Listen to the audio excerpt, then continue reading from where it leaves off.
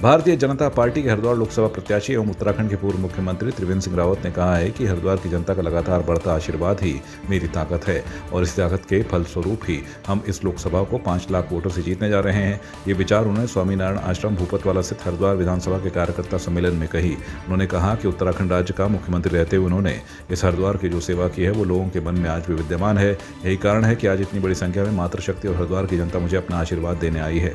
देश के प्रधानमंत्री नरेंद्र मोदी ने देश की जनता से जो अब की बार 400 पार का आह्वान किया है।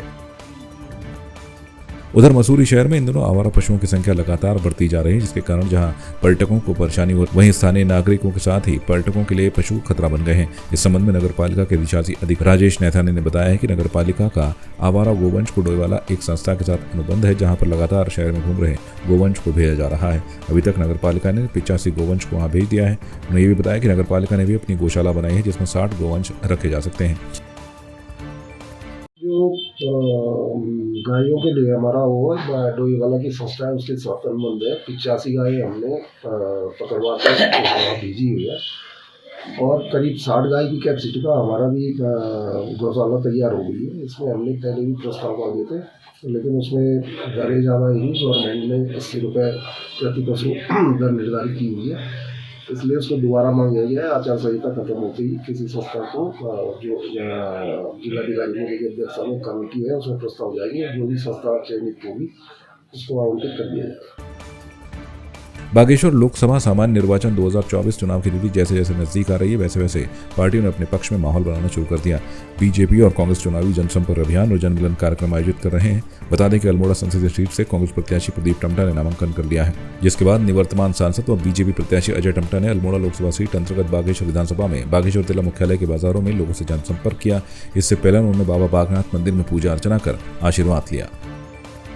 बागेश्वर में आगमन हुआ है और जिस प्रकार का उत्साह कार्यकर्ताओं में और आम जनमानस में है, ये सारा जो उत्साह है नरेंद्र भाई मोदी जी के पिछले 10 वर्षों के कालखंड में जो आम जनमानस है उन सभी की जो मनोकामनाएं थी, चाहे वो वंचित समाज की, गरीब समाज की, उनको 70 साल में वो चीज़ें उपलब्ध नहीं थी।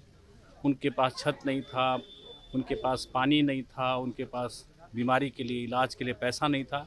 वो सारी ज़रूरत अगर किसी व्यक्ति ने, किसी ईश्वरीय शक्ति के व्यक्ति ने पूरा करा तो वो नरेंद्र भाई मोदी जी ने करी। उनको कांग्रेस ने 50 साल तक ठगा और उसी का परिणाम है कि आज हम ठगे गए, मगर नरेंद्र भाई मोदी जी ने हमारी वो सपने सारे पूरे किए हैं और इसलिए नरेंद्र भाई मोदी को अपना प्यार देना चाहते हैं और ऐतिहासिक बहुमत से 5 लाख वोटों से भारतीय जनता पार्टी यहाँ से पिथौरागढ़ के गंगोलीहाट विधानसभा क्षेत्र के विधायक फकीराम टमटा पर एक ग्रामीण को गाली गलौज और धमकी देने के आरोप लगे हैं। दरअसल बागेश्वर जिला बॉर्डर धनोला सेरा निवासी सौरभ के साथ फोन कॉल पर विधायक फकीराम टमटा द्वारा अशब्द बोलने की वीडियो रिकॉर्डिंग सोशल मीडिया में जमकर वायरल हो रही है। इस दौरान पीड़ित सौरभ ने बताया कि ये 2 महीने पुरानी वीडियो है। मांग पूरी नहीं होने पर विधायक टमटा ने उन्हें अपशब्द बोले। वहीं विधायक फकीराम टमटा ने मामले में स्पष्टीकरण देते हुए बताया कि क्षेत्र में विकास कार्य किया जा रहा है, आचार संहिता के बाद उस सड़क पर कार्य किया जाएगा। उक्त व्यक्ति द्वारा भी बार बार फोन पर अपशब्द बोले जा रहे थे जो एडिटिंग किए गए हैं। इससे मेरे मान सम्मान को ठेस पहुंचाई जा रही है।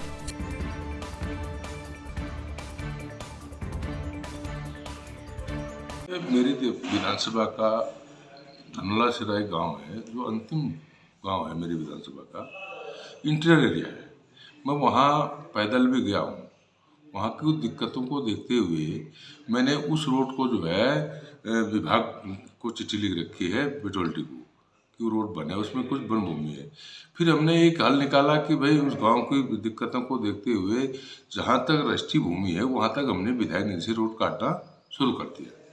तो आगे जाकर के पत्थर लग गया। वो पत्थर के लिए वो दूसरा मशीन, हमको हैमर वाला मशीन चाहिए, इसलिए दूसरी मशीन हम ये होली के बाद उसमें भेजने वाले हैं। क्योंकि वहाँ के जो हमारे वरिष्ठ नेता हैं, करम सिंह जी हैं, जगदीश सिंह जी हैं और तमाम हमारे जो वरिष्ठ नेता हैं, उनसे मेरी बात हुई है कि हम इस रोड को तुम्हारा आगे काट देंगे। अभी वीडियो वायरल हो रहा है कि बच्चा है, ये बच्चा ही है, अभी इसको इतनी जानकारियाँ नहीं है और क्या कहते हैं, बार बार हमको फ़ोन करता था, बार बार फ़ोन करके इतना टॉर्चर करता था, मुझे भी, मेरा प्रतिनिधि को भी इतना टॉर्चर करता था। तो इतनी गाली गलौज ये हमको भी बकता था, लेकिन हमारी जो इसकी जो गाली गलौज थी वो एडिटिंग इसके ने करके अपनी हमारी वाली वो भेजती। ये इसकी मतलब ये चालाकी, ये एक मैं विधायक होने के नाते मेरे को ये षड्यंत्र के तहत जो है उसको सिखा पढ़ा करके, उसको सिखाने पढ़ाने वाले लोग भी हैं, तो कुछ लोगों ने उसको इस टाइप का एक मोहरा बना करके तो ये काम मेरे साथ किया गया, मेरी छवि को खराब करने के लिए काम किया गया। हमारा गांव जो धनोला से है 20 वर्षों से वो सड़क की मांग कर रहा था। तो हम लोगों ने विधायक जी पे प्रेशर बनाने के लिए, जो ये वीडियो है, हम दोनों पे बात हुई थी, हमारी ओर से बहुत प्रेशर था उन पे, तो इसकी वजह से कुछ कहा सुनी होगी, तो उसके लिए मैं माफ़ी चाहता हूँ। जो ये वीडियो वायरल हुई है, तो हम लोगों की एक ही मांग थी, सड़क की मांग थी। अब वो मान गए हैं जो हमारी मांग थी सड़क की। तो उन्होंने ये होली के बाद अपनी जेसीबी भेजने का ऐलान कर दिया। उसके बाद जो सड़क कार्य है उसका कटान उनके द्वारा कहा गया है कि जो सड़क अधूरी कटी है होली के बाद उसको पूरे अपने गंतव्य तक मिलाया जाएगा। तो यही सड़क वाला मामला था जिसके बीच में हम दोनों में बहस हो पड़ी थी, और जिसकी वजह से ये वीडियो वायरल हुई। मैं उनसे फिर से माफ़ी मांगता हूँ इस चीज़ के लिए। लोकसभा चुनाव में नैनीताल उधम सिंह नगर लोकसभा सीट से कांग्रेस प्रत्याशी प्रकाश जोशी ने रुद्रपुर कलेक्ट्रेट पहुंचकर अपना नामांकन पत्र दाखिल किया। इस दौरान उनके साथ किच्छा विधायक तिलक राज बेहड़ और नेता प्रतिपक्ष यशपाल आर्य भी मौजूद रहे। प्रकाश जोशी ने कहा कि वर्तमान सरकार में बेरोजगारी चरम सीमा पर है, महंगाई 7वें आसमान पर पहुंच चुकी है। बीजेपी के जनप्रतिनिधियों को आम जनमानस से कोई लेना देना नहीं है और उसका खामियाजा आम जनता भुगत रही है। इसका जवाब भी जनता इस चुनाव में भारतीय जनता पार्टी को अवश्य देगी। वहीं यशपाल आर्य ने कहा कि जनता जनार्दन का रुझान कांग्रेस के पक्ष में है, क्योंकि भारतीय जनता पार्टी की सरकार की जन विरोधी नीतियों से जनता त्रस्त है। उधर वरिष्ठ कांग्रेस नेता इंद्रपाल आर्य ने कहा कि आज नामांकन के दिन पुलिस और प्रशासन के सहयोग उनके प्रत्याशी को बिल्कुल भी नहीं मिला और जगह जगह डायवर्जन आदि के चक्कर में कांग्रेस समर्थकों को मायूस होना पड़ा। जनता इस बात को भली भांति समझ चुकी है, पर इसका जवाब लोकसभा चुनाव में अवश्य दिया जाएगा। वहीं नगर पंचायत लालकुआं के पूर्व अध्यक्ष रामबाबू मिश्रा ने अपने प्रत्याशी को जिताने का संकल्प लिया।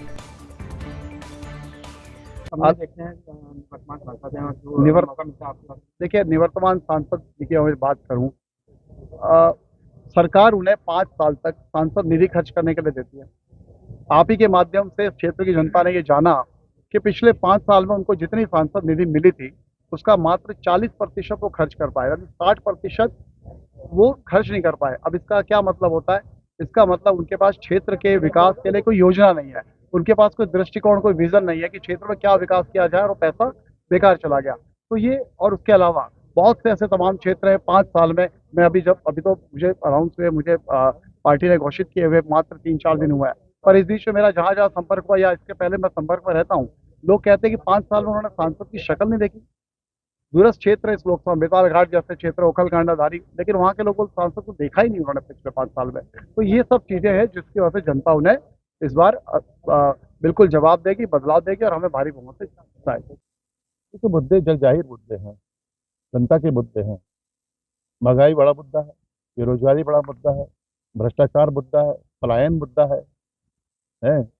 और जिस तरह से देश में एक माहौल बन चुका है, डर और भय का माहौल बन चुका है, देश में अराजकता का, देश के संविधान को खत्म करने की कोशिश हो रही है, देश को बांटा जा रहा है, देश में की जो संवैधानिक संस्थाएं हैं उनको कमजोर किया जा रहा है।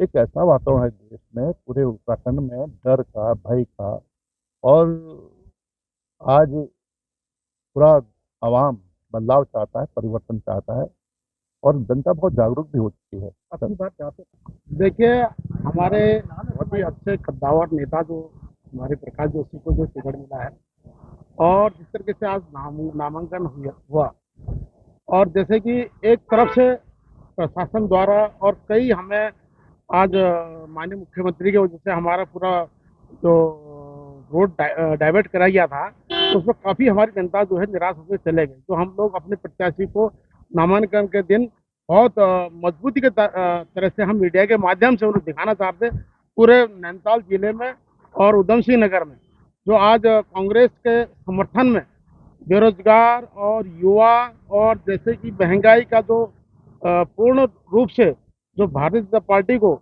जवाब देने के लिए तैयार खड़ी है जनता, वो अपना पूरा रंग दिखाने के लिए, और जिसमें कहीं ना कहीं हमें नॉमिनेशन में कहीं ना हमें लोगों को दरकिनार करा गया, कहीं कहीं हमें प्रशासन द्वारा उस रोड को हटा दिया गया, कहीं पर हमारी गाड़ी रोकी गई, उसके बड़े निराशा हुई।